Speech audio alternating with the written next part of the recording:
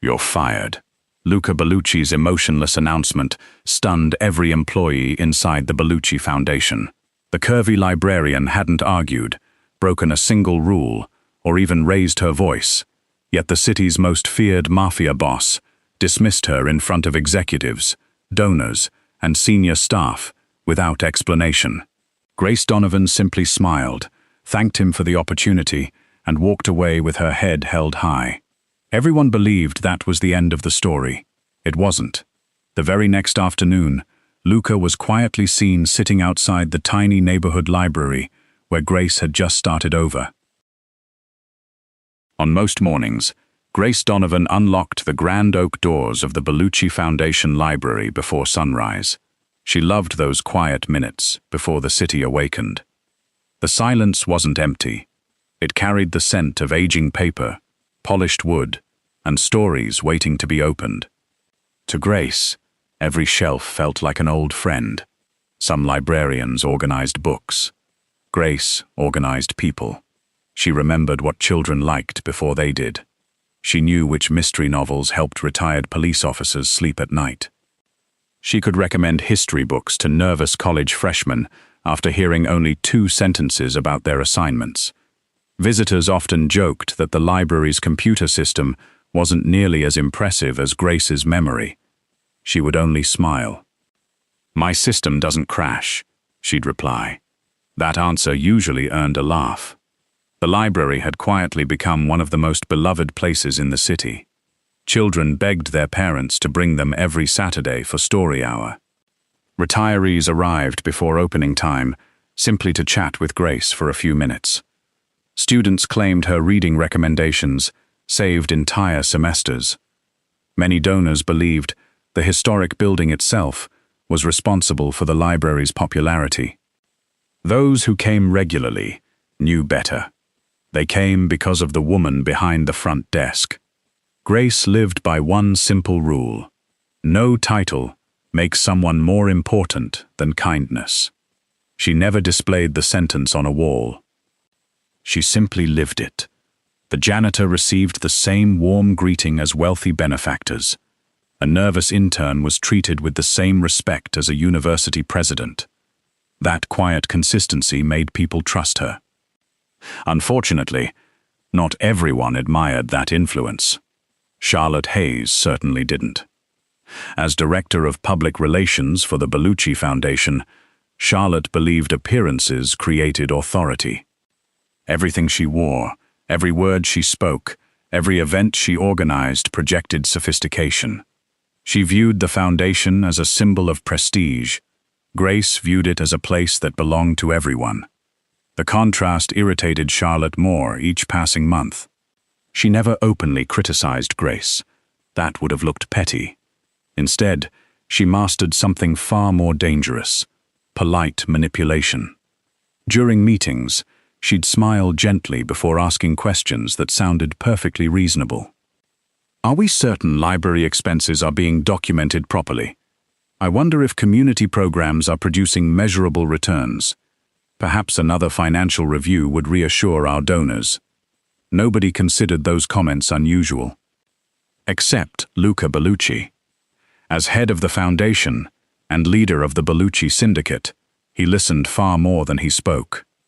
His reputation terrified most people long before they ever met him. Stories painted him as ruthless, cold, impossible to impress.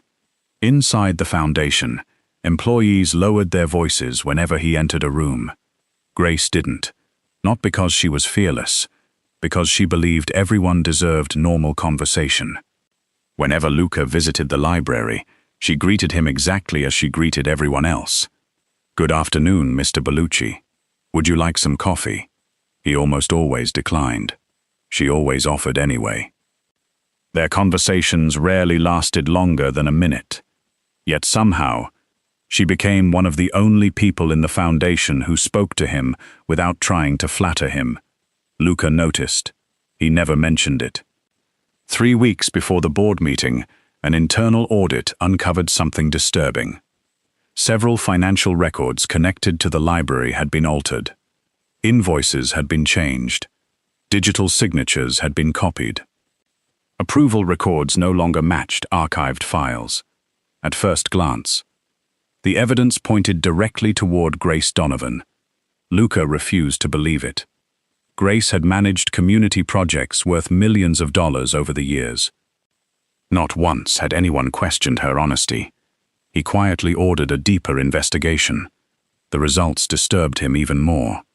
Someone hadn't merely created false records. Someone had carefully built an entire trail designed to destroy Grace's reputation. Every forged document pushed investigators toward the same conclusion: Grace Donovan. The investigation remained secret. If whoever created the evidence discovered they were being watched, they would disappear. Or worse, they would accelerate their plan. Luca made a decision almost nobody would understand. Grace had to leave the foundation immediately, not because she was guilty, because she was the target. The monthly board meeting arrived on a bright Thursday morning. Department heads filled the conference room. Donors occupied the front rows. Senior executives reviewed financial reports while assistants distributed coffee. Grace stood near the presentation screen, ready to introduce her newest literacy initiative. She had spent weeks preparing it. Her proposal would deliver thousands of donated books to neighborhoods where children had little access to libraries. The first few slides received approving nods. Several board members smiled. Then Luca spoke. "Miss Donovan." Grace looked toward him. "Yes, Mr. Bellucci?" His expression remained unreadable. "Your employment with the Bellucci Foundation ends today." The room froze. Even the air seemed to stop moving. Nobody spoke. Nobody breathed. Grace stared at him for several long seconds. Confusion flickered across her face, but anger never appeared. She slowly closed her presentation folder. "May I ask why?" "No." His answer was immediate. Professional. Final. For a heartbeat, everyone expected an argument. Instead, Grace nodded gently. "I understand." She gathered her notes with calm, practiced movements. Then she looked around the room. "It has been a privilege serving this library." She smiled at several volunteers sitting near the back. "Everything for next month's reading program has already been organized. The instructions are labeled by color. You'll be fine." Someone lowered their eyes. Another employee quietly wiped away tears. Grace walked toward the exit without another word. Her dignity somehow made the moment even more painful. The heavy doors closed behind her. Only then did whispers spread across the conference room. What happened? Did she break policy? Was there misconduct? Charlotte sighed softly. What an unfortunate situation. She lowered her eyes with carefully rehearsed sympathy. Sometimes, difficult decisions are necessary to maintain excellence. Several executives nodded. The explanation sounded believable. Luca remained silent, because only he knew the truth. He had just sacrificed the trust of the one employee who had never once asked anything from him. As everyone slowly left the room, he remained seated. His chief of security approached. "She's gone." Luca stared at the empty chair Grace had occupied moments earlier. "Keep surveillance on her." The man frowned. "Protection?" "Yes." "Should she know?" Luca stood. "No. If everything goes as planned, she must believe she simply lost her job." Outside the foundation, Grace stepped into the afternoon sunlight, carrying a single cardboard box. Inside were family photographs, a favorite mug, and a stack of handwritten reading lists prepared for children who would now never receive them from her. She looked back at the magnificent library one last time, then quietly whispered to herself, "Well, I suppose it's time for a new chapter." Grace Donovan spent exactly one evening feeling sorry for herself. She allowed herself a bowl of chocolate ice cream, an old romantic comedy, and one dramatic conversation with her best friend Olivia. By 9 o'clock that night, she placed the empty bowl in the sink, tied her hair into a loose ponytail, and opened her laptop. If one library doesn't want me, she shrugged. Another one probably does. Olivia blinked. That's your recovery process? Grace smiled. What else am I supposed to do? Write an angry letter? No. I'd rather update my resume. By noon the following day, Grace had submitted applications to 6 libraries across the city. Only one replied immediately. It wasn't prestigious. It wasn't famous. In fact, the Maple Street Community Library occupied a renovated grocery store, tucked between a bakery and a family-owned flower shop. The salary was lower. The shelves were older. Half the reading chairs didn't match. Grace accepted the job without hesitation. I'll start tomorrow. The first thing Grace noticed was how quiet the little library felt. Not peaceful. Lonely. The shelves held wonderful books, but very few visitors wandered between them. At the front desk sat an elderly librarian with silver hair tied into a perfect bun. She looked over her glasses. You must be Grace. Grace smiled warmly. And you must be Mrs. Eleanor Brooks. The older woman laughed. I haven't introduced myself. You didn't need to. The director mentioned you during our phone call. Mrs. Brooks narrowed her eyes. I think we're going to get along. By lunchtime, Grace already knew the names of every volunteer. By closing time, she had memorized the children's section. 3 days later, she knew nearly every regular visitor. Grace never believed libraries became popular because of expensive buildings. They became popular because people felt welcomed. She rearranged the reading corner so grandparents could sit beside children instead of across the room. She placed mystery novels near comfortable chairs instead of tall shelves. She created handwritten recommendation cards. If you loved this, try this one. Children began dragging their parents inside after school. Teenagers discovered manga collections hidden in forgotten boxes. A local book club moved its weekly meetings into the library cafe.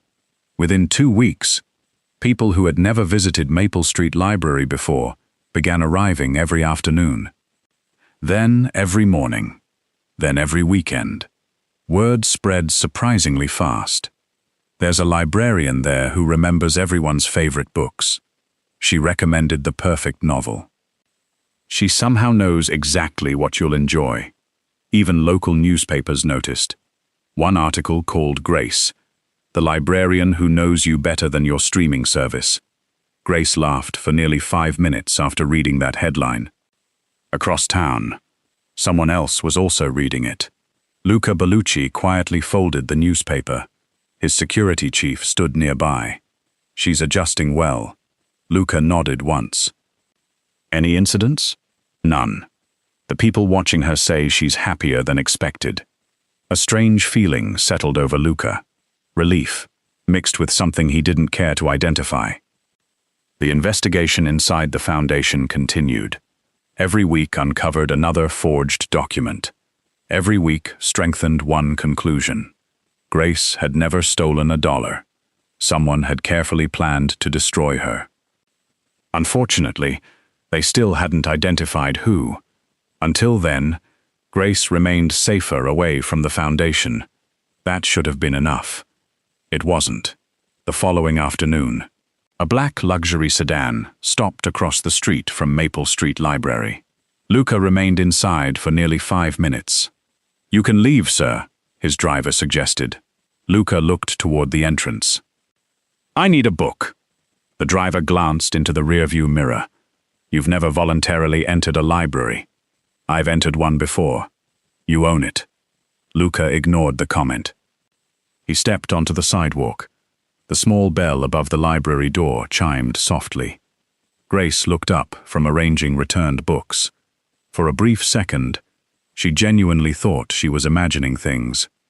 Luca Bellucci stood in the middle of the tiny library, wearing a tailored charcoal suit worth more than the building's monthly budget. Neither of them spoke. Finally, Grace smiled politely. Good afternoon, Mr. Bellucci. He inclined his head. Miss Donovan. An awkward silence followed. Mrs. Brooks watched from behind the circulation desk with obvious curiosity. Luca slowly approached. "I'd like to borrow a book." "Of course." Grace folded her hands. "What kind of book are you looking for?" He hesitated, long enough that Grace realized he had absolutely no idea. "Gardening." She blinked. "I'm sorry?" "Gardening." Grace stared at him. "You own helicopters?" "Yes." "You don't own a garden." Luca considered that. "I might someday." Mrs. Brooks suddenly coughed into her hand, very loudly. Grace suspected it was hiding laughter. She walked toward the gardening section. "I'm afraid our gardening collection is rather small." "That's acceptable." She handed him a beginner's guide, filled with photographs of tomato plants. Luca accepted it with complete seriousness. "I'll take this." Grace couldn't help smiling. "I hope your imaginary garden does well." "So do I." The next afternoon, he came back. Grace looked at the returned book. "You finished it already?" "Yes." "What did you learn?" Luca paused. "Water is important." Mrs. Brooks abruptly disappeared into the staff room. A muffled laugh echoed through the hallway. Grace bit her lip. "I see. Would you like another book?" "Yes." "What subject?" He looked toward the shelves. "Bird watching." Grace slowly folded her arms. "Do you own birds now?" "No." "Planning to?" "Possibly." She handed him a field guide with a perfectly straight face. "I wish you success." Then he returned again, and again, and again. One day it was cooking, the next day astronomy, then classic poetry, then beginner woodworking. Books he clearly had no intention of reading. Sometimes he finished 400 pages overnight. Sometimes he returned books that still had the bookmark on page 12. Grace noticed. She simply never mentioned it. Instead, she began choosing books she genuinely thought he might enjoy. Historical biographies, leadership memoirs, detective novels. He checked them out without complaint. For reasons he couldn't explain, those books actually stayed open longer than the gardening manuals. One rainy afternoon, Grace looked up from stamping return dates. "So?" Luca glanced toward her. "So?" "I've been curious." He waited. "You fired me." "Yes." "Now you visit my library almost every day." "Yes." She leaned slightly across the counter. "Should I be worried?" For the first time, Luca hesitated. "No. You should expect recommendations." Grace smiled. "Good." "I was afraid this was becoming a very expensive book club." Something unexpectedly happened. The corner of Luca's mouth lifted. Barely. Just enough to resemble the beginning of a smile. Mrs. Brooks noticed. She quietly whispered to a volunteer, "I don't believe that man has ever smiled before." The volunteer whispered back, "I think the librarian is repairing him." Grace, completely unaware of the conversations happening around her, stamped another return slip. "Your due date is next Thursday." Luca accepted the book. "I'll return it." Grace raised an eyebrow. "Hopefully on time." He looked at her for a moment. "I'll do my best." As he walked toward the exit, Mrs. Brooks watched him through the front window until he disappeared into the waiting sedan. Then she turned to Grace. "My dear." Grace looked up. "I believe that man is borrowing books for reasons that have absolutely nothing to do with reading." Grace laughed. "Oh, Mrs. Brooks, you're reading far too many romance novels." Mrs. Brooks smiled knowingly. "No, dear. I think you aren't reading enough." By the beginning of the third week, Luca Bellucci had become the Maple Street Library's most predictable mystery. Every Tuesday, every Thursday, every Saturday, at precisely 3:15 in the afternoon, a black luxury sedan appeared across the street. 3 minutes later, the front door chimed. Grace barely looked up anymore. "Good afternoon, Mr. Bellucci." "Good afternoon, Miss Donovan." The exchange had become so routine that children no longer whispered when he entered. Instead, they simply moved aside so the tall man in the expensive suit could reach the circulation desk.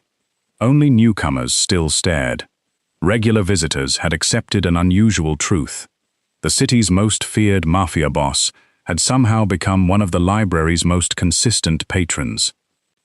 Not everyone found the situation mysterious. Luca's security team certainly didn't.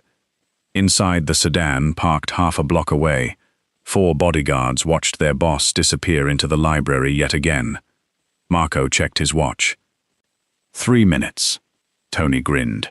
"What are we betting today?" "History." "No." "Cooking." "I say, romance." Marco laughed. "Our boss? Our boss?" "Impossible." Tony shrugged. "Last week he borrowed poetry. Nothing is impossible anymore." The youngest guard pulled out his phone. "I've started keeping statistics." Marco turned around. "Statistics?" "Books borrowed. Visit length. Number of times he pretends he doesn't know where the shelves are." Tony burst into laughter. "You actually made a spreadsheet." "I like data." Marco shook his head. "We protect the most dangerous man in the city, and somehow we've become librarians."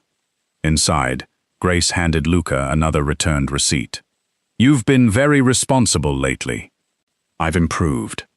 You haven't paid a late fee in almost 2 weeks. I dislike penalties." Grace smiled knowingly. "I'll remember that." Luca nodded without realizing those words would soon become important. Mrs. Brooks observed everything from the front desk. She had worked in libraries for 42 years. She had witnessed shy teenagers fall in love between bookshelves. She had watched elderly couples hold hands while reading newspapers. She recognized quiet affection long before the people involved did. Grace, however, remained completely oblivious. One afternoon, Mrs. Brooks finally asked, "My dear," Grace looked up, "has it occurred to you that Mr. Bellucci may not actually care about gardening?" Grace laughed. "He returned that book days ago, and now, today he's borrowing architecture." Mrs. Brooks tilted her head. "Does he own buildings?" Grace blinked. "Actually, he owns quite a lot of buildings." The older woman sighed dramatically. "There goes my theory." Luca's visits slowly change. At first, he came only to borrow books. Now, sometimes he stayed. He would sit near the tall windows overlooking Maple Street. A book remained open in his hands. Whether he read more than a few pages was another matter. Grace occasionally noticed him staring outside instead. One rainy afternoon, a little girl approached his table. "Mister?" Luca looked up. "Yes?" "My book is too high." She pointed toward the top shelf. Without a word, Luca stood, retrieved the colorful picture book, and handed it to her. "Thank you." She smiled brightly before running away. Grace watched the entire exchange. "You handled that well. I've negotiated with adults. Children are less intimidating." Grace laughed. "I don't think most parents would agree." The atmosphere inside the library felt lighter whenever Luca visited. Oddly enough, not because of him, because of Grace. She never treated him like a mafia boss. She corrected him whenever he misplaced books. She reminded him about library rules. She once gently scolded him for folding the corner of a page. "No," Grace carefully unfolded it. "We use bookmarks." "I'll remember. You said that last week." "Did I? You also forgot." Mrs. Brooks nearly dropped an entire stack of novels, trying not to laugh. Meanwhile, the investigation inside the Bellucci Foundation reached a turning point. Late one evening, Luca sat alone in his office reviewing security footage from several weeks earlier. Frame after frame, invoice after invoice. One image caught his attention. Charlotte Hayes, alone. Inside the accounting archive after midnight, She had claimed to be attending a charity dinner that evening. The timestamp proved otherwise. His chief investigator quietly entered. "We've confirmed another forged authorization." Signed? Grace Donovan. Luca closed the file, except she wasn't in the building. No. There are security logs. There are witness statements. There are digital edits. Everything pointed toward one conclusion. Charlotte hadn't simply disliked Grace. She had built an elaborate trap. They still needed undeniable proof. But they were getting closer. Very close. The next Saturday afternoon, the library buzzed with unusual energy. A local reading club had gathered near the fireplace. Teenagers occupied nearly every study table. Children built castles from oversized picture books. Grace moved effortlessly from one conversation to another, helping, laughing, remembering names. Luca sat quietly in his favorite chair. This time, he wasn't pretending to read. He actually was. Grace noticed the book cover while walking past. She stopped, looked again, then smiled. A romance novel? Luca slowly raised his eyes. Yes. She folded her arms. I thought mafia bosses only read strategy books. Without looking away from the page, he answered, I'm researching negotiation. Grace blinked. With kissing, silence. Mrs. Brooks froze behind the circulation desk. Several teenagers nearby suddenly became very interested in the conversation. Luca calmly closed the novel. Especially that chapter. For exactly 1 second. Nobody reacted. Then the entire library erupted into laughter. Even the teenagers applauded. Mrs. Brooks leaned against the counter because she was laughing too hard to stand properly. Grace covered her mouth. I cannot believe you just said that. Neither could Luca. His ears turned faintly red. Marco, watching through the library window from the parked sedan outside, stared in disbelief. Did the boss just make a joke? Tony looked equally shocked. I think he flirted. The youngest guard immediately opened his spreadsheet. New category. Marco frowned. What category? Successful attempts at humor. You're impossible. And so is this. From that day forward, rumors spread faster than any official announcement. Employees inside the Bellucci Foundation whispered during coffee breaks. Have you heard? The boss spends every week at a neighborhood library. Apparently he keeps borrowing books. I heard he smiled. No, that's impossible. I swear someone has a photograph. Charlotte heard those rumors too. At first, she dismissed them. Then more reports arrived. Then donors casually mentioned Grace's growing popularity. Then, newspapers published another article praising the Maple Street Library's remarkable transformation. Charlotte's smile slowly disappeared. Grace Donovan wasn't supposed to recover. She certainly wasn't supposed to become more admired than before. Charlotte looked at the invitation, resting on her desk. The Foundation's annual charity gala. Hundreds of influential guests would attend. Politicians, business leaders, journalists, donors. A perfect stage. She quietly adjusted the guest list, then added one final name. Grace Donovan. If Grace wanted to enjoy her new little library, Charlotte intended to remind everyone exactly why she'd been dismissed. Charlotte leaned back in her chair. A satisfied smile returned. This time, everyone will believe the story. She had no idea. The truth was already catching up with her. The Bellucci Foundation's annual Legacy Gala was the most anticipated charity event of the year. Crystal chandeliers illuminated the grand ballroom. A string quartet played softly beneath painted ceilings. Journalists stood beside television cameras. Business leaders, university presidents, judges, politicians, and longtime donors filled the room with polished conversations and carefully practiced smiles. Every guest believed they were attending a celebration. Very few realized they were about to witness the collapse of a carefully constructed lie. Charlotte Hayes moved gracefully from table to table.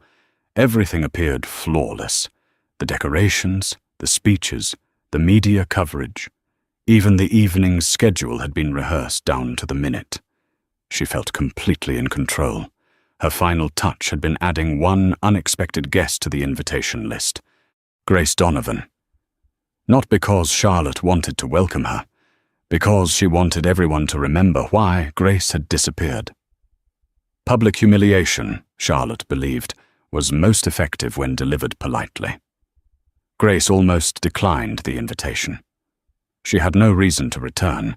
Olivia certainly thought she shouldn't. Why would you go? Grace slipped into a simple navy blue evening dress. Because the volunteers invited me. They've been my friends for years. I'm not going for the foundation. I'm going for them. Olivia sighed. You're a better person than I am. Grace smiled. I've had practice. When Grace entered the ballroom, conversations briefly paused. Many former co-workers immediately walked over to greet her. Children from the Foundation's literacy program ran toward her with excited smiles. Several elderly patrons hugged her warmly. Even donors who barely knew her remembered her name. Charlotte noticed every single interaction. Each smile directed toward Grace felt like another personal defeat. Across the ballroom, Luca Bellucci quietly watched. His expression remained unreadable. But unlike previous public appearances, he wasn't watching the crowd. He was watching Grace. She looked exactly as she always had. Calm, kind, comfortable, making everyone else feel welcome. She had no idea tonight would change everything. The evening progressed smoothly. Awards were presented. Scholarships announced. Videos celebrated another successful year for the Foundation. Finally, Charlotte stepped onto the stage. She accepted the microphone with effortless confidence. Ladies and gentlemen, it has been another extraordinary year. Applause echoed politely. She continued. Our foundation has grown stronger because we've remained committed to excellence. She paused dramatically. Sometimes excellence requires difficult decisions. A large photograph of the Foundation library appeared on the projection screen. Charlotte smiled sympathetically. As many of you remember, we were forced to make significant staffing changes this year. Several guests glanced toward Grace, standing quietly near the back of the ballroom. Charlotte lowered her voice. Unfortunately, some employees simply failed to meet the standards expected by this institution. Silence spread through the room. Grace didn't react. She simply folded her hands in front of her. She had learned long ago, not every accusation deserved an immediate answer. Charlotte mistook that silence for surrender. She continued. Our responsibility has always been protecting the Foundation's integrity. She smiled. And I believe history has proven those decisions were necessary. Before she could continue, another voice interrupted. History hasn't. Every head turned. Luca Bellucci slowly rose from his chair. The ballroom became perfectly silent. Nobody interrupted Luca Bellucci. Ever. Charlotte's confident smile faded. Luca. He walked toward the stage without looking at her. When he reached the podium, he calmly extended his hand. The microphone. Charlotte hesitated, then reluctantly handed it over. Luca faced the audience. His voice remained calm, measured, precise. For weeks. The Foundation has conducted a confidential investigation into financial fraud. Whispers spread across the ballroom. Charlotte felt her heartbeat quicken. Luca continued. Tonight, the investigation is complete. He looked toward the accounting department. Display Exhibit 1. The projection screen changed. Digital security logs appeared. Dates, Times, electronic access records. Exhibit 2. Another document replaced the first. Surveillance photographs, accounting reports, internal authorization records. The audience leaned forward. Luca spoke without emotion. Every allegation made against Grace Donovan was false. The room fell completely silent. He didn't stop. The financial evidence was fabricated. The signatures were forged. The accounting trail was intentionally manipulated. Gasps echoed across the ballroom. Charlotte's face turned pale. No, that's impossible. Luca ignored her. Display the archive footage. Video filled the enormous screen. Charlotte entered the accounting office after midnight. Charlotte accessing confidential files. Charlotte editing records. Charlotte copying authorization forms. Frame after frame, date after date. There was no explanation left, only evidence. Charlotte stumbled backward. You don't understand. I was protecting the foundation. No. Luca's voice remained steady.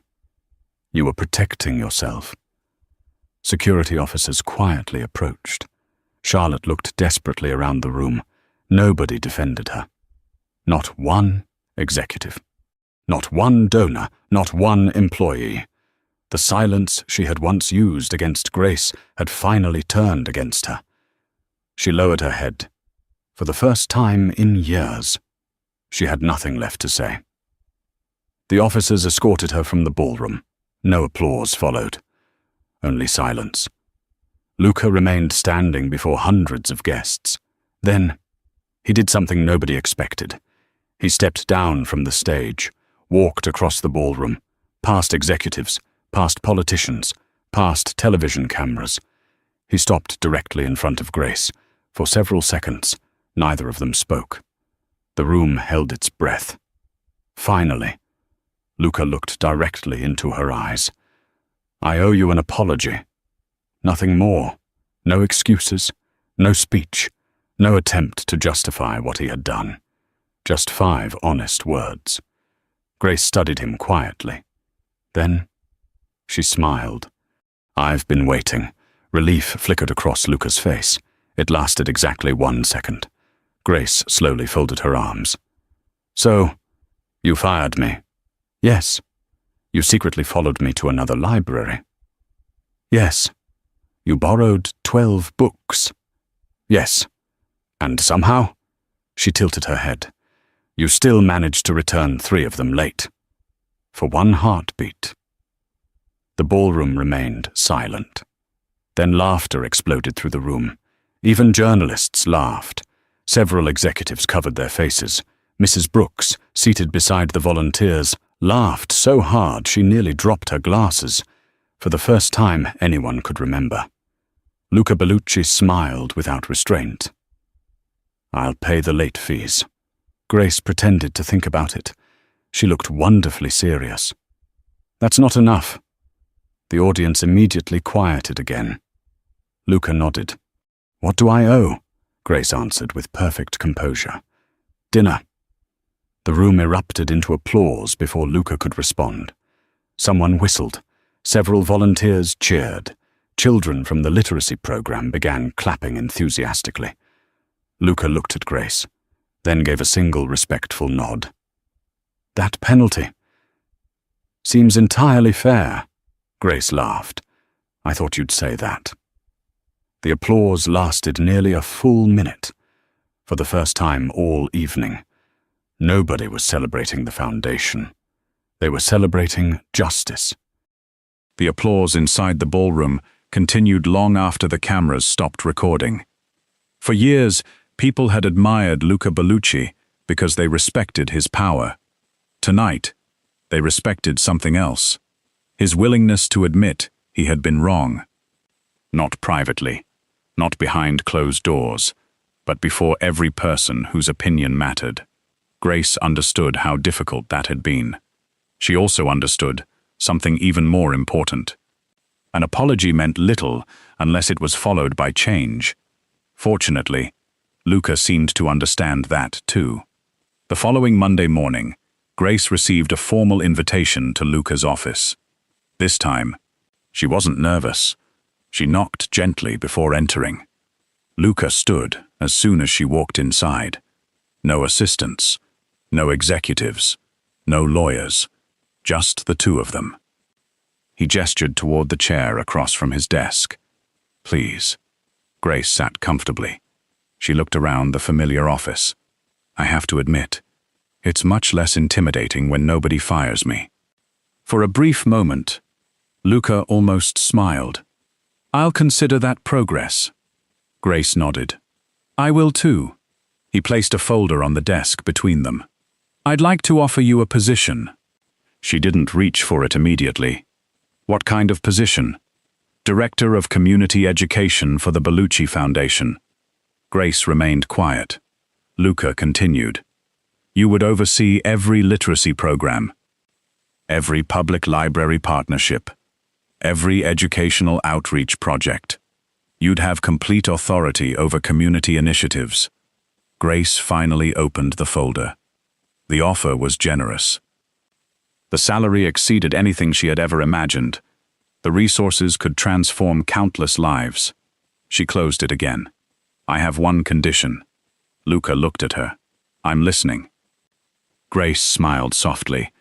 "The Maple Street Community Library will receive permanent funding." Luca didn't hesitate. "Done." She blinked. "You didn't even ask how much." "I don't need to. If you believe it's necessary, so do I." Grace studied him for a long moment, then extended her hand across the desk. "I accept," instead of shaking her hand immediately. Luca looked at it for half a second, then took it carefully. Not like a business agreement, more like a promise. The announcement spread across the city within hours. Newspapers praised Grace's return. Community leaders celebrated the foundation's renewed commitment to public education. The Maple Street Library received enough funding to renovate its reading rooms, expand its children's collection, and hire additional staff. Mrs. Brooks celebrated by baking 3 apple pies. Nobody knew why 3. She insisted 1 simply wasn't enough. Months passed. Grace transformed her new department exactly as she had transformed every library she had ever touched. Reading festivals doubled in attendance. Mobile libraries traveled into underserved neighborhoods. Scholarship programs expanded. Children who had never owned a single book began building home libraries of their own. Whenever reporters asked how she achieved so much, Grace always gave the same answer. "You start by remembering people. The books come afterward." Luca kept another promise. He continued visiting Maple Street Library every week. Officially, he claimed he wanted to support local literacy programs. Nobody believed him. Least of all Mrs. Brooks. Whenever his black sedan appeared outside, she'd quietly whisper, "Our most reliable customer has arrived." The volunteers would smile. Someone usually started a timer. Not because they doubted he'd borrow another book, because they wondered how long it would take before Grace caught him pretending to understand it. One Thursday afternoon, Grace walked through the fiction section, carrying a stack of returned novels. She stopped. Luca sat in his favorite chair near the window. A thick novel rested across his chest. His eyes were closed. The book hadn't moved for quite some time. Grace quietly approached. She gently lifted the novel from his hands. He still didn't open his eyes. She glanced at the bookmark. It remained exactly where it had been 45 minutes earlier. Grace smiled. "So, no response." She tried again. "Finish chapter 3. Without opening his eyes, Luca answered, "I was thinking." Grace looked at the untouched page. For 45 minutes. It was. He searched for an explanation. A complicated sentence. Several children sitting nearby immediately burst into giggles. Mrs. Brooks looked over her glasses. "I've read that book. There aren't any complicated sentences." Luca finally opened one eye. "I may have been reflecting." Grace laughed. On punctuation, very deeply. The children laughed even harder. As the laughter faded, Grace returned the novel to his hands. "You're lucky." "Oh? You still have borrowing privileges." Luca looked up. "I was unaware they were in danger. They always are. What determines my eligibility?" Grace folded her arms with playful seriousness. "Regular reading." "I see. And returning books on time." "I've improved." "You have." She smiled. "I'm proud of you." Luca looked genuinely pleased by those 4 words. Mrs. Brooks quietly leaned toward a nearby volunteer. "I've watched kings receive less meaningful compliments." Late that afternoon, the library gradually emptied. Sunlight streamed through the tall windows, painting warm patterns across the wooden floor. Children waved goodbye. Parents thanked Grace for another wonderful day. The last volunteer locked the meeting room. Silence slowly returned. Grace stood beside the front desk, organizing tomorrow's reading schedule. Luca helped place several returned books onto a cart. His shelving skills were improving. Slowly, very slowly. Grace watched him place a biography between 2 mystery novels. She sighed dramatically. "Wrong shelf." He looked at the labels. "I was close. You were in the correct building." He quietly moved the book. "Better?" "Much." He looked at her. "I've learned something." Grace tilted her head. "Only one thing. Today. I'm listening." Luca smiled. "The city says I built an empire." Grace waited. "They're mistaken." "Oh?" He stepped closer. "I lost that battle." Grace couldn't hide her smile. "What defeated you?" He reached gently for her hand.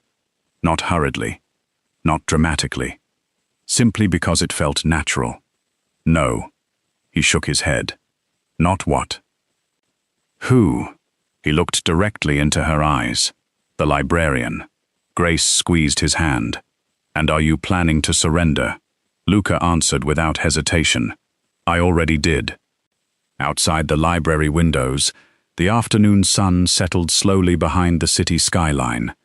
Inside, shelves filled with stories surrounded 2 people who had discovered something neither power nor wealth could ever purchase: trust, respect, and a love that had begun not with grand declarations, but with borrowed books. The children who had forgotten their backpacks rushed back through the front door, laughing loudly enough to break the quiet. Grace smiled. "Duty calls." Luca glanced toward the bookshelf beside him. "I suppose I'd better finish chapter 3. Grace laughed. "That would be a historic achievement." He picked up the novel. "I have an excellent librarian." "You certainly do." The little bell above the entrance chimed once more as another reader stepped inside. For Grace, it sounded like the beginning of another ordinary afternoon. For Luke, nobody inside the Moretti estate understood why Damien Moretti was in such a terrible mood. By 10 o'clock that morning, 3 bodyguards had already been reassigned to warehouse duty after making minor mistakes. One trusted captain had nearly lost his position for interrupting a meeting half a second too early. A negotiation involving an $8 million shipping contract had been postponed because Damien abruptly walked out before anyone finished speaking. The mansion had fallen into complete silence. Staff whispered only when absolutely necessary. Footsteps became softer. Doors closed more carefully. Even the chefs lowered their voices in the kitchen. Everyone assumed someone had betrayed the Moretti family.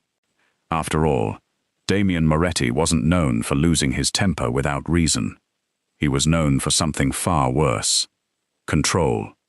The man had once negotiated with rival syndicates while a gun was pointed at his chest, without changing the tone of his voice. He had buried enemies without blinking. He had stared down federal investigations with the same calm expression he used while drinking his morning espresso. Fear simply wasn't an emotion people associated with Damien Moretti. Until today. Inside his office, another expensive fountain pen cracked between his fingers.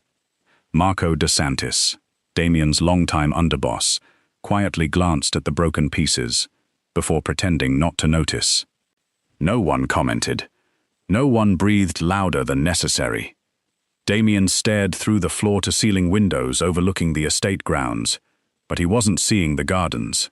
He was seeing an empty breakfast chair. Every morning for nearly 3 years, someone had walked into his study carrying black coffee, fresh bread still warm from the oven, and exactly 2 slices of orange, because his physician insisted he needed more vitamins. Every morning, she reminded him to eat. Every morning he ignored her. Every morning she ignored his refusal and quietly placed the plate where he couldn't avoid seeing it. Eventually, he always ate. Not because he was hungry. Because she would smile whenever she returned later and found the plate empty. It had become such an ordinary routine that Damien had stopped questioning why the highlight of his mornings involved homemade bread baked by one of the estate's maids. Until this morning. She had been strangely quiet. No teasing reminder about his medication. No gentle argument over coffee. No fresh loaf cooling on the kitchen counter. And for reasons he refused to examine too closely. The entire estate suddenly felt colder. A soft knock interrupted the suffocating silence. 3 measured taps. Marco looked toward the door. "So?" A timid voice answered from outside. "Sir, may I come in?" Something shifted in Damien's expression. Barely noticeable. But Marco saw it. So it's her, he thought. "Come in." The heavy oak door opened slowly. Hannah Brooks stepped inside, carrying a neatly organized stack of housekeeping reports against her chest. She wore the same simple uniform she had worn almost every day for 3 years. Her soft brown hair was tied into a loose bun. A few stubborn curls framed her round face. Her gentle smile appeared almost apologetic, as though she were worried about interrupting people far more important than herself. She thanked every gardener by name, remembered every employee's birthday, brought soup to 6 security guards without telling anyone. Half the estate quietly believed she was the kindest person living behind the mansion walls. The other half secretly wondered how someone so warm had survived 3 years working for Damien Moretti. She stopped a respectful distance from the desk. "I'm sorry for interrupting." Damien finally looked at her. "What is it?" "I finished organizing tomorrow's guest rooms." He nodded once. "The inventory reports are updated." Another nod. "The kitchen requested approval for next week's grocery order." Marco blinked. 5 minutes ago, Damien had nearly exploded because someone spoke during a meeting. Now he was patiently listening to grocery updates. Nobody dared react. Hannah hesitated. She shifted her weight nervously. "There is one more thing," Damien noticed immediately. She almost never hesitated. "What?" She lowered her eyes. "I was wondering." Her fingers tightened slightly around the folder. If it wouldn't cause too much trouble. Marco suddenly found the carpet fascinating. Every instinct told him this conversation mattered far more than the business meeting waiting downstairs. Hannah took a slow breath. "I may need to leave work an hour early today." The room became completely still. Damien rested both hands on the desk. "For what reason?" A faint blush warmed Hannah's cheeks.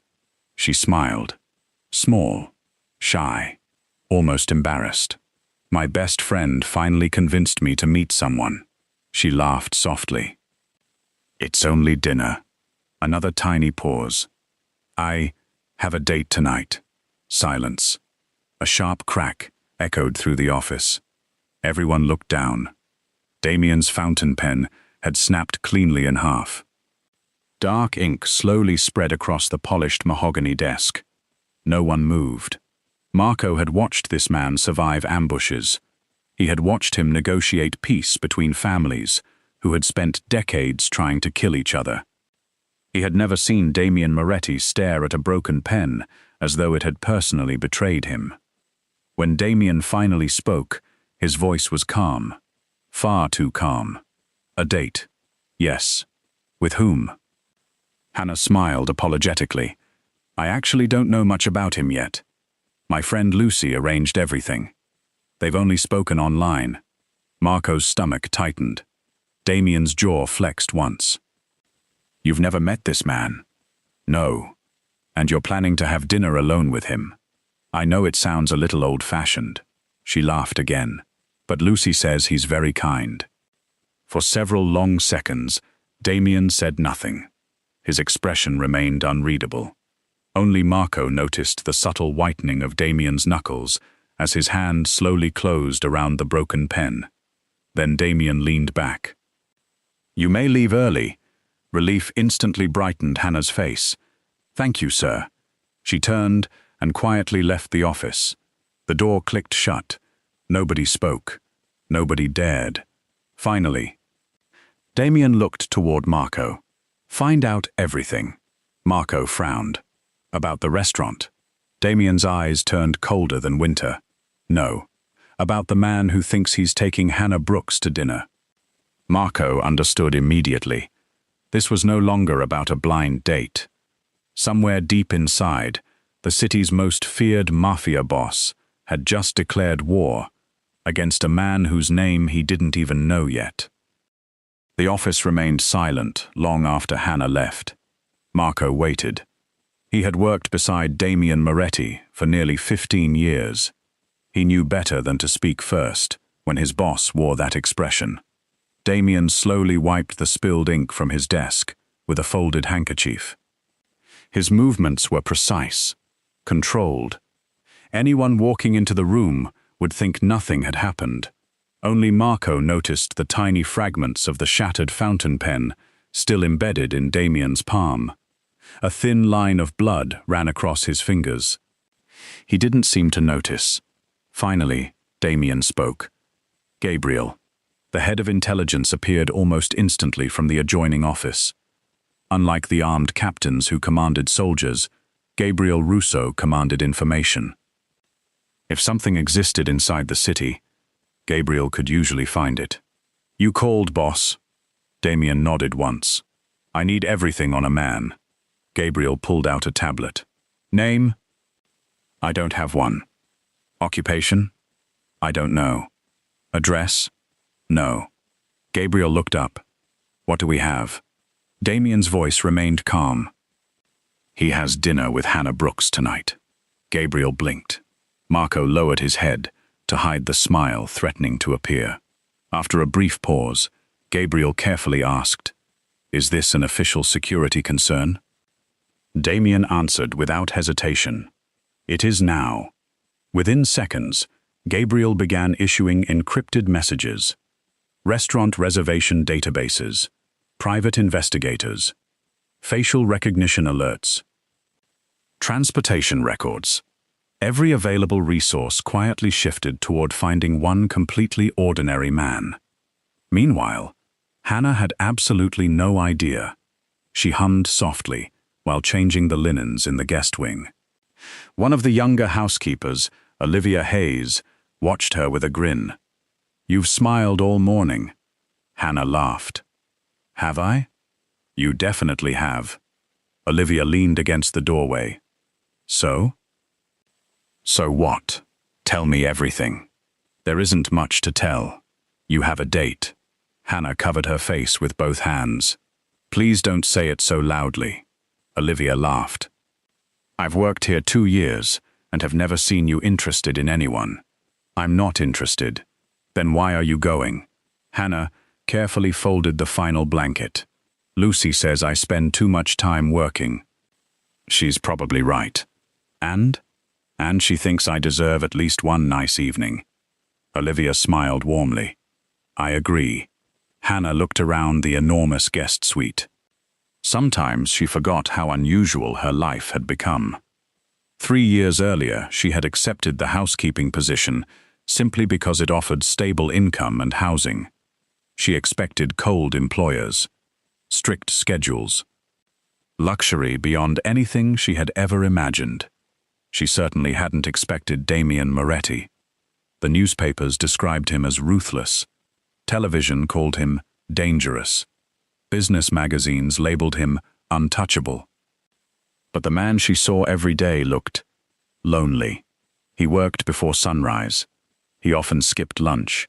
He answered emails during dinner. Half the time she doubted he even noticed how exhausted he looked. Someone had to remind him to slow down. Eventually, that someone became her. At first, she reminded him because she was doing her job. Then, because nobody else would. She smiled to herself. He'll probably forget dinner again tonight. Olivia noticed. What are you smiling about now? Oh, nothing. Across the estate. Damien stood inside the mansion's private security room. Dozens of surveillance monitors covered one wall. Most displayed gates, warehouses, loading docks and shipping facilities. One screen showed the mansion's main kitchen. Hannah crossed the room, carrying a tray of freshly baked bread. She stopped to hand a warm roll to one of the gardeners before continuing on her way. Damien watched in silence. Marco quietly stepped beside him. You know, this is becoming slightly obsessive. Damien never looked away. She's too trusting. Marco folded his arms. Or maybe she's simply kind. Kind people die first. Marco sighed. There it is. The Mafia answer. Damien finally turned. You disagree. I think you're looking for reasons. Damien's eyes narrowed. What reasons? To convince yourself this has something to do with security. Neither man spoke for several seconds. Then Gabriel entered carrying a tablet. I found him. Both men looked up immediately. The restaurant reservation was made through Lucy Bennett. He placed the tablet on the table. The date's name is Ethan Cross, 32 years old. Claims to work in international logistics. No criminal record. No outstanding warrants. No financial irregularities. Marco raised an eyebrow. So, clean. Gabriel didn't answer immediately. Instead, he enlarged several photographs. Too clean. Damien understood instantly. What did you find? Ethan Cross doesn't exist before 18 months ago. Marco frowned. What do you mean? I mean exactly that. Gabriel zoomed into several government databases. Driver's license issued 18 months ago. Tax history begins 18 months ago. Employment history begins 18 months ago. No childhood. No university records. No medical files. No photographs before that date. Marco's smile disappeared. A manufactured identity. Gabriel nodded. Professional grade. Damien stared at Ethan's smiling photograph. Average height. Well-dressed. Pleasant smile. Exactly the kind of man nobody remembered seeing, which made him dangerous. Gabriel continued. I kept digging. The identity traces back to a consulting firm. The consulting firm belongs to a holding company. The holding company. He stopped. Damien finished the sentence himself. Belongs to Victor Salvatore. Gabriel nodded. The rival syndicate. The room grew silent. Victor Salvatore had spent years trying to penetrate Moretti operations. He bribed politicians. Bought shipping inspectors. Placed informants inside construction companies. But never inside the mansion itself. Marco slowly exhaled. You think Hannah is the target? Damien shook his head. No, she's the doorway. At that exact moment, miles away in a quiet apartment, Hannah stood in front of her bedroom mirror. Lucy Bennett adjusted the collar of Hannah's soft blue dress. You look beautiful. I look nervous. That's normal. What if he doesn't like me? Lucy laughed. If he has functioning eyes, he'll like you. Hannah smiled shyly. I haven't been on a date in years. Lucy hugged her. Then tonight is the beginning of something wonderful. Neither woman noticed the black luxury sedan parked across the street. Inside, a man wearing an earpiece quietly lowered his binoculars. He pressed a single button. "Target is preparing to leave." A cold voice answered through the speaker. "Excellent. Phase 1 begins tonight." The early evening sky glowed with soft shades of gold as Hannah stepped out of the apartment building. She paused on the sidewalk and took a slow breath. It had been years since she had dressed for anything other than work. The blue dress Lucy had chosen wasn't expensive. It was simple, comfortable, elegant, in a quiet way. For the first time in a long while, Hannah looked at her reflection in the glass door and smiled. Maybe tonight would simply be normal. Lucy squeezed her arm. "Stop worrying. I'm trying. No thinking about laundry. No worrying whether Mr. Moretti remembered dinner. No wondering if someone folded the guest towels correctly." Hannah laughed. "I don't think like that." Lucy raised an eyebrow. "You absolutely do." Hannah opened her mouth to argue, then closed it again. Perhaps she was right. For 3 years, the estate had become her world. She knew every hallway, every employee, every gardener, every cook. She even knew which lights Damien preferred left on when he worked late into the night. Without realizing it, his routines had quietly become part of hers. Across the city, Damien stood beside a black SUV parked opposite the restaurant. Marco leaned against the vehicle with folded arms. "This is your final chance." Damien didn't answer. "You could still leave." Silence. Marco sighed. "You know what a normal man would do." Damien looked at him. He'd admit he's jealous. "I am not jealous." Marco almost laughed. "You postponed an $8 million contract. You ordered background investigations on a stranger. You've placed surveillance around a restaurant. And you haven't blinked in 20 minutes. If this isn't jealousy, I'd hate to see what is." Damien's expression remained unreadable. "I protect people under my roof." Marco smiled knowingly. "Only one of them." Before Damien could respond, Gabriel's voice came through the earpiece. "Boss, Ethan has arrived." Damien looked toward the restaurant entrance. A silver sedan stopped beside the curb. A tall man stepped out, perfectly tailored suit, relaxed smile, confident posture. Nothing about Ethan Cross appeared threatening. That bothered Damien even more. Professional predators rarely looked dangerous. They looked trustworthy. Inside the restaurant, Hannah stood as Ethan approached. "You must be Hannah." His smile seemed warm. She smiled back politely. "And you must be Ethan. It's nice to finally meet you." He pulled out her chair before taking his own seat. For the next 20 minutes, everything seemed perfectly ordinary. He asked about her hobbies. She spoke about baking. He laughed at her stories about accidentally burning cookies during her first week at the estate. She admitted she loved gardening.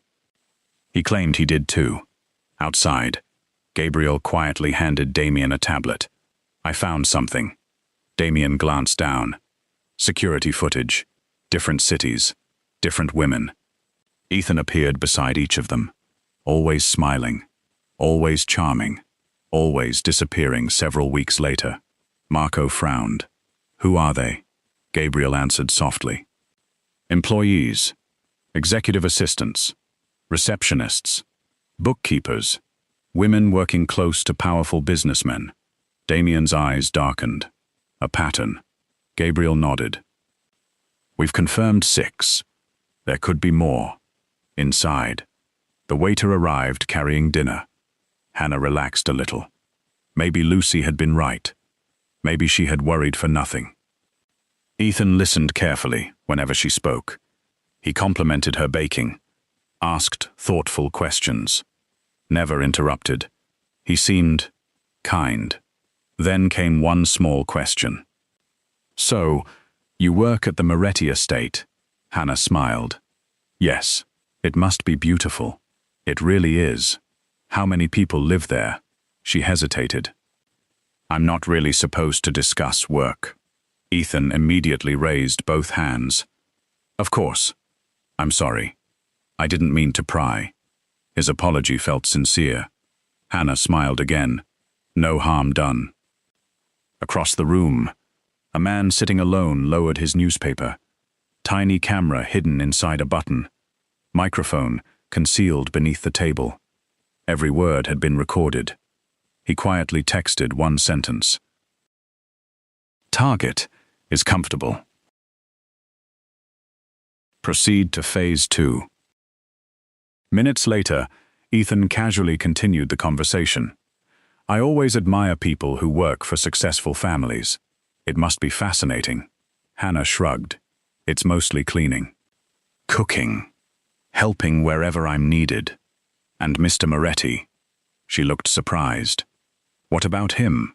Is he really as intimidating as people say?" Hannah smiled despite herself. "He can be, but—" She stopped. "But what?" She looked down at her tea. "I think people misunderstand him." Outside, Damien froze. Marco slowly turned toward him. "Did she just defend you?" Damien didn't answer. His eyes never left the restaurant window.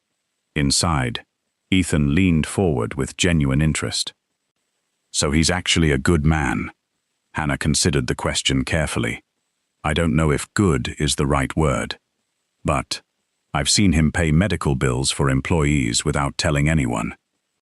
I've seen him attend funerals when workers lost family members. I've seen him remember birthdays he pretended not to care about. He hides it. But he's kinder than people realize."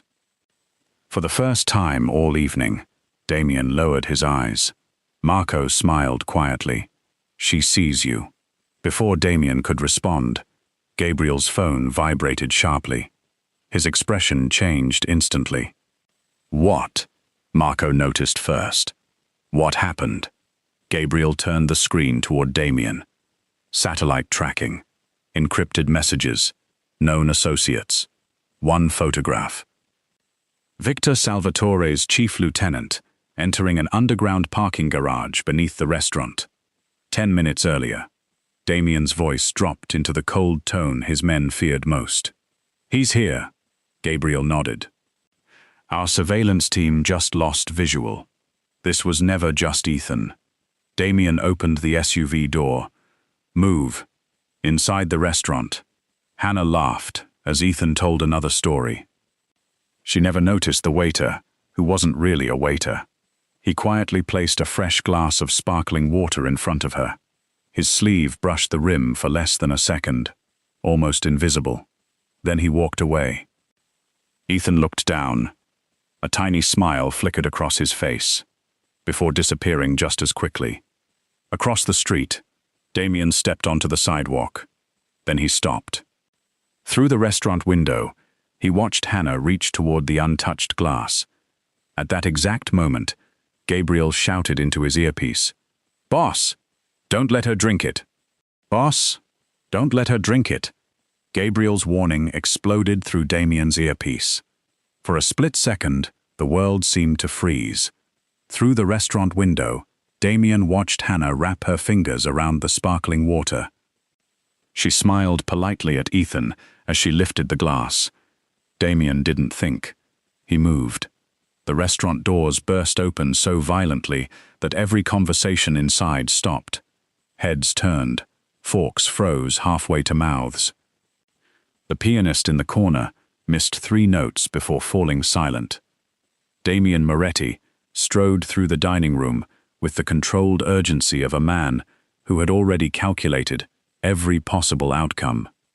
His dark coat swept behind him. Marco and 2 security men entered seconds later, silently sealing every exit. Most of the guests recognized him immediately. Whispers spread through the room. "That's Damien Moretti. Why is he here?" "What happened?" Hannah looked up in surprise. "Sir?" Before she could stand, Damien reached the table. Without saying a single word, he took the glass from her hand. He smelled it once. then calmly poured the water into a nearby decorative flower pot. Within seconds, the plant's leaves began to curl. The stem darkened. A waitress screamed. The restaurant erupted into chaos. Hannah stared at the dying plant in disbelief. What? Damien turned toward Ethan. His expression was colder than winter. You came prepared. Ethan remained seated. To his credit, he didn't panic. I have no idea what you're talking about. No? Damien placed a small evidence bag on the table. Inside lay a nearly invisible dissolvable capsule. Our chemists found an identical capsule inside the serving tray used by your waiter. The fake smile disappeared from Ethan's face. Marco quietly addressed the stunned restaurant manager. Please ask everyone to remain calm. This is now a private security matter. Several guests immediately stood to leave. The security team politely, but firmly, blocked the exits. No one argued. Not after seeing the dead plant. Hannah slowly looked between Damien and Ethan. Confusion flooded her face. Ethan? What's happening? Ethan sighed. Then, he smiled. A completely different smile. Cold. Calculated. So, I suppose the evening is over. Hannah's stomach tightened. You knew? He shrugged. I knew enough. Damien stepped between them. You used her. Ethan laughed quietly. I preferred the word recruited. I never intended to hurt her. No. Damien's voice hardened. You intended to use her until she became disposable. Hannah shook her head. No. This doesn't make sense. I don't know anything. Exactly. Ethan replied. You didn't. You were simply the easiest path into the Moretti estate. Every color drained from Hannah's face. My friend. Lucy? Ethan nodded. We approached her 6 months ago. She believed she was helping you meet someone nice. She never knew who we really were. Tears immediately filled Hannah's eyes. She was tricked too. Yes, Damien answered before Ethan could. Victor Salvatore specializes in manipulating ordinary people. They create fake identities, manufacture trust. And wait. Hannah slowly lowered herself back into her chair. Everything suddenly made sense. The coincidence, the perfect conversation, the strangely specific questions about the estate. She had nearly answered them. She almost helped them. Not because she was careless, because she honestly believed someone had simply wanted to know her. A tear rolled down her cheek. I was so stupid. No. Damien's answer came instantly. You were kind. There is a difference. She looked up at him. For just a moment, the restaurant disappeared. The frightened guests. The armed guards. The rival operative. None of it mattered. She saw only Damien, standing between her and danger without a second's hesitation. Ethan slowly rose from his chair. You know, I almost feel bad. Damien didn't move. You should. Ethan chuckled. Do you know what surprised me most? You. He looked directly at Damien. Our reports described you as cold, strategic, impossible to provoke. But all we had to do, he glanced toward Hannah, was invite your maid to dinner. The room fell silent. Even Marco looked toward Damien. Ethan smiled wider. You've been in love with her for a very long time. Damien said nothing. He didn't deny it. That silence told everyone everything. Hannah's eyes widened. She stared at Damien as though seeing him for the first time. Ethan laughed. I spent months studying your organization. I never found your weakness. Turns out, it wasn't your shipping routes. It wasn't your money. It wasn't your soldiers. It was the woman who baked your bread every Sunday. Several diners exchanged shocked glances. Marco slowly closed his eyes. So that's how the entire city finds out. Damien took one deliberate step forward. You've said enough. At that moment, 3 men, wearing restaurant uniforms, suddenly reached beneath their jackets. Weapons. The diners screamed. Before the first pistol cleared its holster, Marco tackled one attacker across a table. Gabriel disarmed another with a precise strike to the wrist. Damien moved faster than Hannah could follow. He grabbed her chair and pulled it behind him, shielding her completely with his own body. The third attacker hesitated. His weapon pointed directly at Damien. No one breathed. Then, dozens of red laser dots appeared across the man's chest. The restaurant windows shattered inward. Moretti security had surrounded the entire building. The attacker slowly dropped his gun. "It's over," Gabriel said. Within moments, police sirens echoed outside. Victor Salvatore's operation had collapsed. Ethan was handcuffed without resistance. As officers escorted him away, he looked back one final time. "You won tonight, Moretti. But ask yourself one question. If she never told you about this date, would you ever have admitted how much she meant to you?" The doors closed behind him. Silence returned. Hannah remained standing beside the table. Her hands trembled. She wasn't afraid anymore. She was overwhelmed. She looked at Damien. "So, you followed me?" Marco quietly muttered, "Here we go." Damien answered honestly, "Yes." "You investigated Ethan?" "Yes." "You had people watching me?" "Yes." Hannah took one slow step backward. Pain replaced confusion. "You didn't trust me." Damien's expression changed for the first time all evening. "It was never about trusting you. But I didn't know that." Her voice cracked. "You could have told me. You could have warned me. Instead, you watched." She shook her head. "I thought tonight was about finally letting someone into my life." She swallowed hard. "I didn't realize everyone else already knew more about it than I did." With tears threatening to fall, Hannah turned and walked toward the restaurant exit. Damien instinctively stepped after her, then stopped.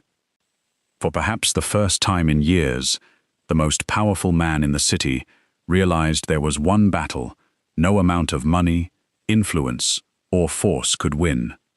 The battle for the heart of the woman he had just protected. The Moretti estate had never felt so quiet.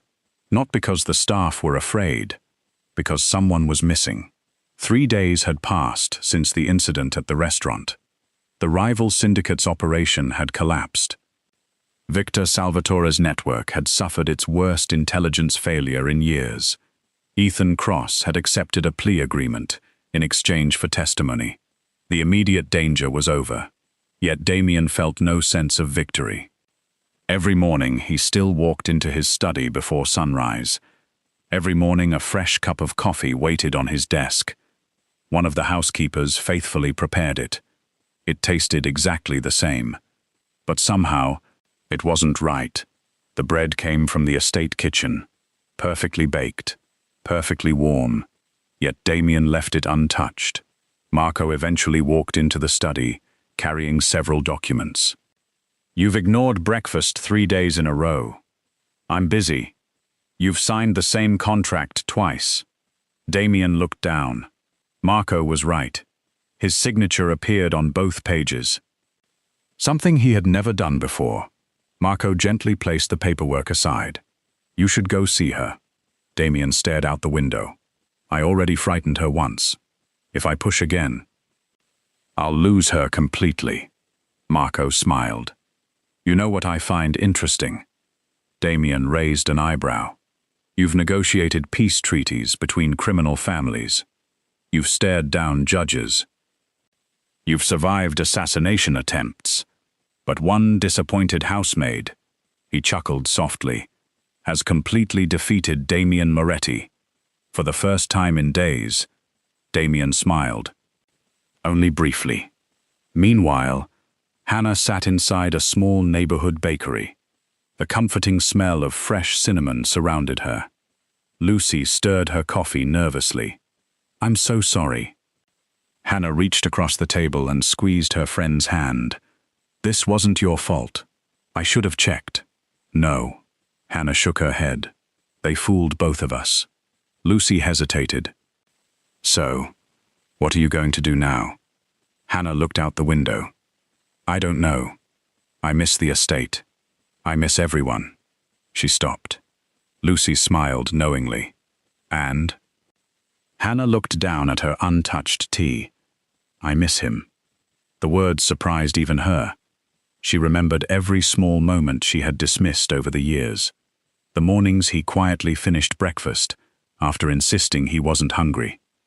The evenings he pretended not to notice the fresh bread waiting outside his office. The winter afternoon, he silently draped his own coat across her shoulders when the heating system failed. The birthday gift that had arrived anonymously, a set of professional baking tools she had admired months earlier. She had always assumed someone from the kitchen purchased them. Now, she wasn't so sure. Back at the estate, Gabriel entered Damien's office carrying an old cardboard box. We found this while reorganizing storage. Damien looked inside. Small, handwritten recipe cards. Every loaf of bread Hannah had baked over the past 3 years. Each recipe carried notes. Less salt. Boss actually finished this one. Try rosemary next Sunday. Another card read, he looked tired today. Add extra honey. Maybe he'll eat more. Damien carefully picked up the final card. The handwriting was smaller, almost hidden in one corner. I wish he'd stop pretending he has to carry everything alone. For a long moment, he simply stood there. Then he quietly closed the box. Prepare the car. An hour later, the bell above the bakery door chimed softly. Hannah looked up. Every conversation inside stopped. Damien Moretti stood in the doorway. No bodyguards, no convoy, no expensive overcoat. Just one man carrying a plain brown paper bag. He walked toward her table. May I sit? She nodded. For several seconds, neither spoke. Finally, Damien placed the paper bag on the table. Inside lay one slightly burnt loaf of bread. Hannah blinked. You baked this? I tried. A tiny laugh escaped her despite everything. It's terrible. I know. It collapsed. The crust is uneven. And I may have confused sugar with salt. She smiled wider. I can tell. Damien looked directly into her eyes. I finally understood something. When you weren't there, the mansion kept running. The business kept growing. The money kept coming. He paused, but it stopped feeling like home. Hannah's smile slowly faded. He continued quietly. I thought I was protecting an employee. I was lying to myself. I was protecting the woman I couldn't imagine losing. His voice remained calm, yet every word carried absolute honesty. I wasn't angry because you had a date. I was terrified. Terrified that someone else might discover what I realized too late. He took a slow breath. That somewhere between your reminders to take my medication, your arguments over breakfast, and every loaf of bread you quietly left outside my office. I fell in love with you. The bakery fell completely silent. Even the barista stopped pretending not to listen. Hannah felt tears fill her eyes. You should have told me. I know. I was afraid. She laughed softly through her tears. The most feared man in the city was afraid? Damien smiled. Only of one woman. She stood, walked around the table, then wrapped her arms around him. Not because he was powerful, not because he had rescued her, because for the first time, he had allowed himself to be vulnerable. She rested her forehead against his. I don't need a bodyguard. I don't need a mansion. I don't need a mafia boss. I only need the man who secretly ate my bread every Sunday. Damien laughed. A genuine laugh, one his employees had almost never heard. Several months later, the Moretti estate looked exactly the same. The gardens bloomed. The staff hurried through familiar hallways. Fresh bread filled the kitchen with its comforting aroma. Only one thing had changed. During the annual charity gala, reporters gathered outside the mansion gates. One journalist asked the inevitable question. "Mr. Moretti, there have been rumors. Who is the woman standing beside you?" Damien looked toward Hannah. She was no longer wearing a maid's uniform. Instead, she stood confidently in an elegant midnight blue dress. Still smiling with the same warmth that had first transformed his lonely mornings.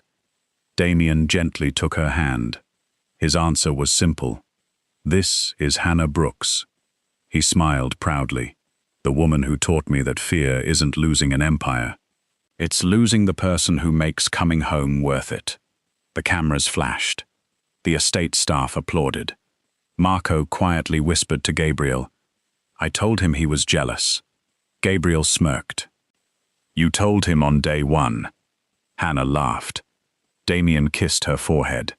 And for the first time in many years, the most feared mansion in the city finally became a home. If you enjoyed this story of unexpected love, hidden danger, and the courage to open one's heart, don't forget to like, subscribe, and share. We'd love to hear in the comments. At what moment did you realize Damien wasn't protecting an employee anymore?